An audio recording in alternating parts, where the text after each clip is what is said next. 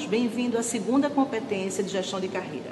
Nessa competência nós vamos falar sobre a postura de vocês no processo de recrutamento e seleção, principalmente em dinâmicas e entrevistas. Antes disso, eu quero ressaltar, no entanto, que você deve olhar no seu material alguns pontos, como você ser o próprio gestor da sua carreira, como a questão da flexibilidade desse profissional que a gente espera no mercado e a diferença entre trabalhabilidade e empregabilidade. A empregabilidade gera-se um vínculo com a empresa.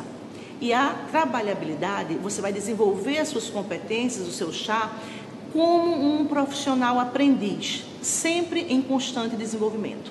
Ok? Vamos à entrevista. Olá, alunos. Nessa aula da competência 2 de gestão de carreira, nós vamos ter um convidado muito especial também. O professor Alexandre Nunes, que é doutorando em educação e consultor organizacional e meu amigo. Alexandre, me diga uma coisa, os alunos têm muita dificuldade como se comportar numa dinâmica de grupo, como estar bem numa entrevista de seleção. Me dê umas dicas da sua percepção geral, depois eu vou lhe provocar um pouquinho. Pois não. Em primeiro lugar, eu gostaria de parabenizar a sua preocupação com esses temas que são de relevância fundamental para o processo seletivo. Veja, antes de comentar, de trazer algumas orientações, diferenciarmos o que é uma entrevista e o que é o processo de dinâmica de grupo. A entrevista é um momento em que o candidato ele vai relatar todas as informações que ele pôs no currículo. A entrevista geralmente é feita a partir do que ele relata no currículo. Agora, esse currículo vai ter voz. Então, ele está sendo entrevistado individualmente. Processo de dinâmica de grupo, esse candidato será posto em relação a outros candidatos e as relações interpessoais e as competências que são mobilizadas em grupo serão avaliadas. Então, nós conversaremos agora desses dois momentos distintos e que posturas ou posições serão relevantes para que o candidato realmente ele gere uma impressão positiva para o processo de seleção. É uma dúvida constante os alunos perguntarem: professora, eu devo ficar mais extrovertido, eu sou tímido na hora de uma dinâmica ou na hora de uma entrevista para parecer mais seguro? O que você acha sobre isso? É uma boa pergunta. Veja, então vamos começar com o processo de entrevista. Depois conversaremos um pouco sobre o processo de dinâmica de grupo. A entrevista, como eu falei anteriormente, é o momento em que o candidato vai estar frente a frente com o selecionador. Primeiro passo, eu parto de uma premissa que tudo que é espontâneo e natural se constitui com mais fidelidade e segurança. Então é importante que você não faça um tipo, não crie um tipo e se foque nas informações fidedignas que você venha agora a falar, comentar, uma vez que você pôs no currículo. Então, o que eu diria? Não tente criar uma expectativa para a empresa a partir do que você imagina que a empresa considera como sendo importante. Porque, de repente, aquilo que você está forçando como um personagem pode ser justamente o contrário. Então, eu sempre faço uma analogia não muito simpática, que as pessoas no processo seletivo são como objetos de vitrine. Alguns passam e dizem assim: vou levar esse objeto. Outros dizem: não achei interessante. Então, você está sendo ali, metaforicamente, um objeto de vitrine. Algumas organizações irão comprar, outras não.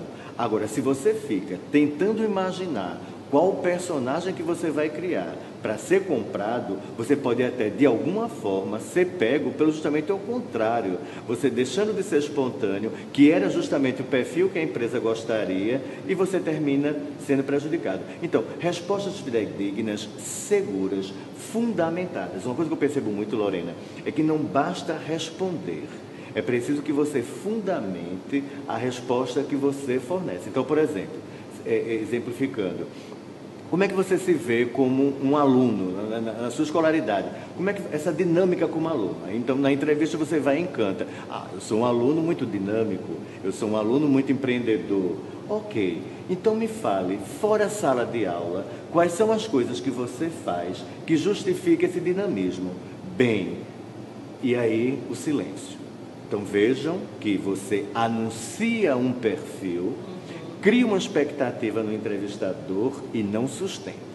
Então, se você não é esse perfil de aluno empreendedor, que é um aluno que se limita exclusivamente à sala de aula, tenha cuidado com o que vai dizer, porque uma seleção analítica, ela vai querer saber os porquês e as justificativas de tudo que você disser. Então, se você não tem a competência desenvolvida, não simule. Isso, exatamente. Porque, na realidade, não é uma simulação.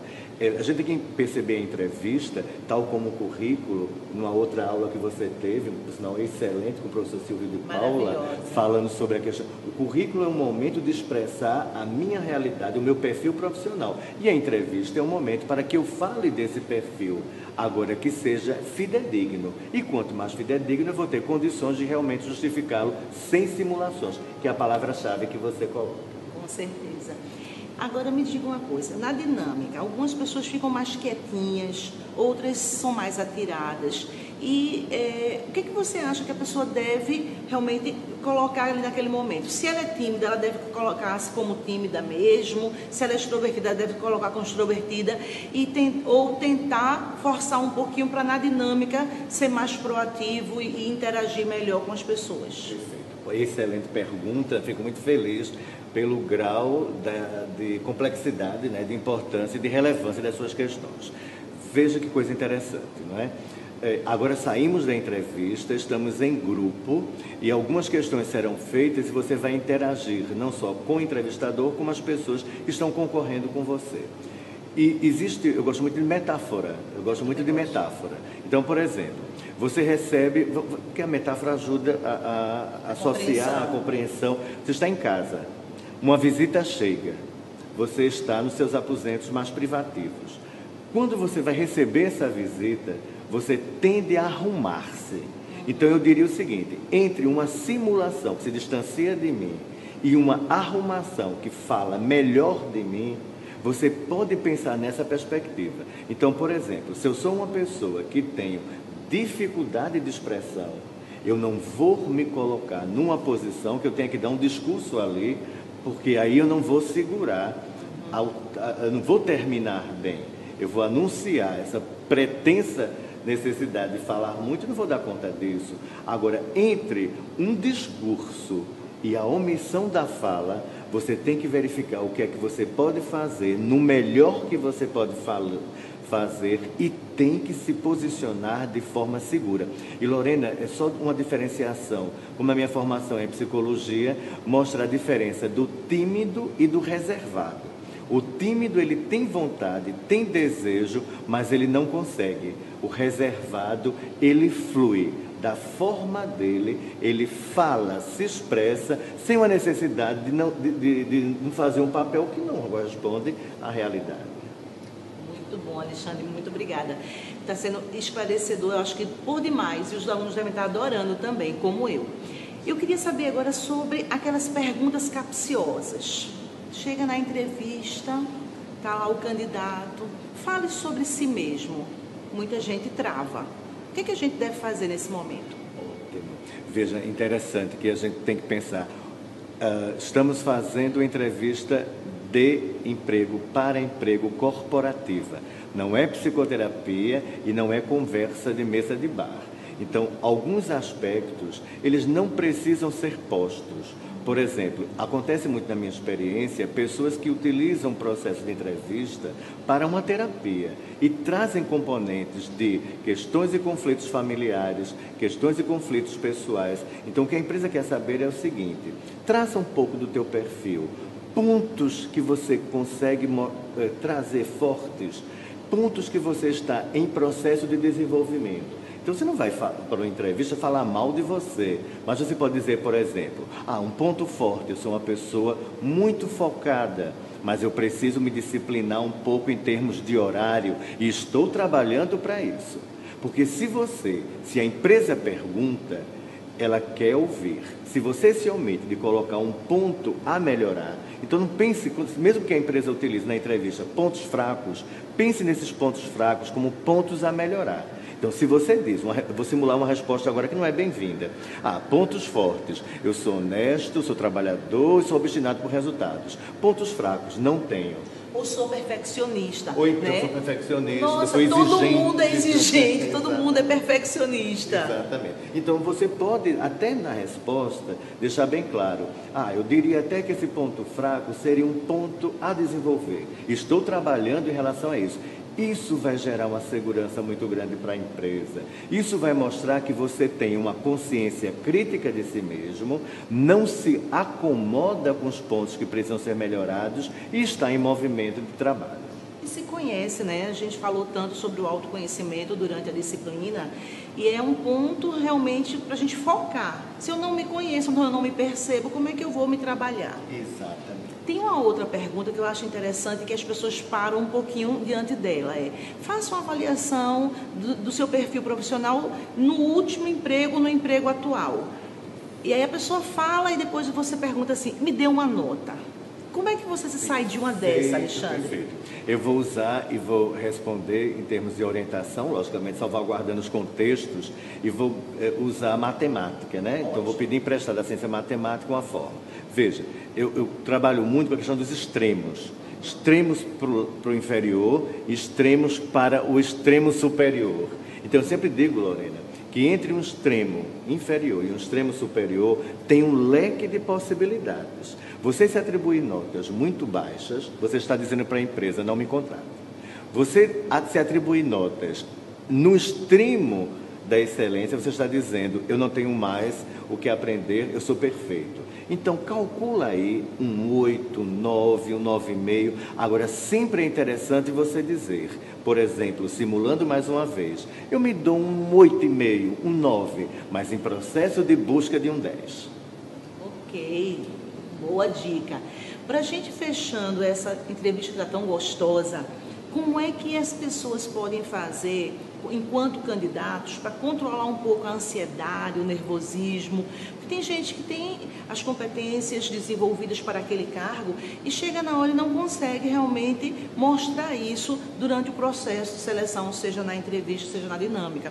Como controlar um pouco a ansiedade e o nervosismo? Perfeito. É muito relevante. Existe uma questão que nós percebemos que é a questão do amadorismo. Se eu estou no universo corporativo, o universo corporativo exige performance. Se eu tenho dificuldade, por exemplo, de expressão, é importante que você faça realmente um treino, que você simule para você mesmo as possíveis perguntas que serão feitas, que você responda, que você peça, solicite alguém da sua família que faça um enquadre, porque existe uma lógica na política americana, nas corporações americanas, que o lema é treinar, treinar e treinar. Cuidado com o improviso, prepare-se. Não é? Então eu sempre digo assim, você não deve ir com um script fechado, não é uma peça que você vai ter que fazer, mas você precisa se preparar para algumas questões e não ser pego de surpresa. Então, por exemplo, tem algumas pessoas muito ansiosas, então procure evitar falar mais rápido, vá se controlando e fazendo justamente o contraponto. Se eu tendo a ser mais lento, eu tente acelerar um pouco. Se eu tendo a ser no momento de tensão mais rápido, eu vá me policiando e coloque assim, eu vou falar como se fosse para um estrangeiro, ele não entende bem o português, e criando formas, estratégias para que essa minha performance apareça melhor, e se autocontrolando. Agora, você colocou uma coisa fundamental, eu preciso me conhecer. Eu não posso considerar que não há nada que não precise ser melhorado, ao contrário, é como na docência. Toda aula deve ser planejada, preparada e temos até que ter planos B, os planos contingenciais. Algumas perguntas, como você bem colocou, podem nos tirar do eixo. Então, quanto mais treinar, melhor. E você traz agora o plano B que a gente colocou durante essa disciplina. Eu lhe pergunto, alguma coisa que você possa acrescentar que eu não tenha perguntado e deixe como dica final para nosso aluno? Ok. Vê só, o que acontece hoje nas seleções é justamente a busca de uma justificativa. Então, eu te pergunto, você tem um curso de inglês, por exemplo? Tenho. Qual é a importância desse curso? Qual é a relação desse curso para a sua performance profissional? Não ter esse curso dificultaria em quê? Na sua performance. Então, existe hoje uma tendência de uma entrevista analítica. Analítica vem de decomposição, de análise, de questionamento dos porquês. Então, não basta que eu os tenha. Os currículos hoje, eles parecem mais reprodução em série. Todos. Você faz 6 meses em inglês, vai por lá, inglês básico. As informáticas todas são iguais, o Windows, Excel. Agora, qual é a relevância disso? Então, está preparado para perguntas do tipo por quê? E questões do tipo, por que eu deveria lhe contratar? Essa é uma pergunta que tem sido feita. Outra questão que tem sido feita também. Eu queria marcar com você um momento para você fazer uma apresentação em Data Show e se apresentar no nível pessoal e profissional.